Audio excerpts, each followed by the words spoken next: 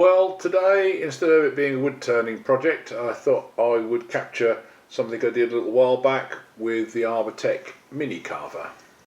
This is a slice of Deodara cedar, I think, from Hughenden National Trust, which I volunteer at. So this is me in the back of the workshops at Manor Farm, using the carbide Mini Pro twin cup carbide cutter.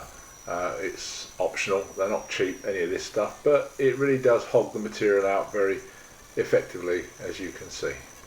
I think the advantage over the alternatives like the Proxon, for instance, is that this is a full grinder body, so it's very powerful, and having the arm sticking out at an angle means that you can get into all sorts of corners. So after I'd had some fun creating a load of sawdust and shavings, I thought I'd have a go with the other, also expensive extra, which is the ball gouge.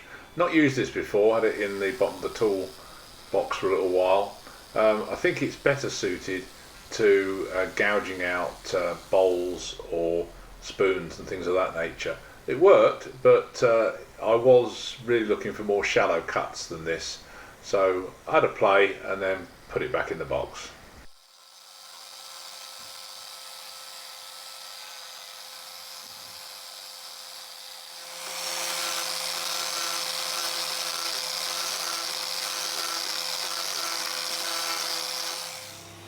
As with most things, everything's an experiment.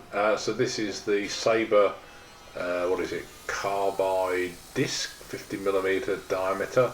I think the green one means it's the coarse one. Again, not a particularly cheap option, but this is really good complement to the carbide one that I was using before, because it's produces a slightly smoother undulation.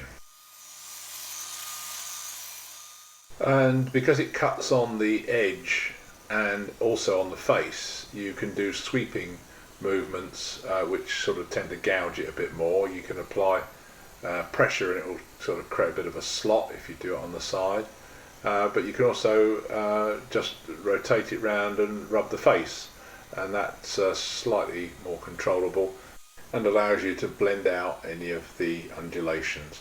I wanted this piece to look very natural, so it wasn't my intention to make it a super smooth bottom.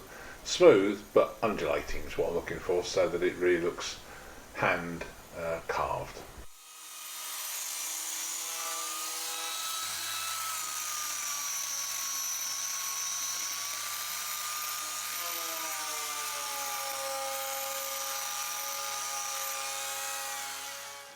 And then after I'd used the Arbortech, it was quite a bit of hand sanding through the grits, and then sealed with hard wax oil to give it a good solid finish. Several coats used to build up a protective layer.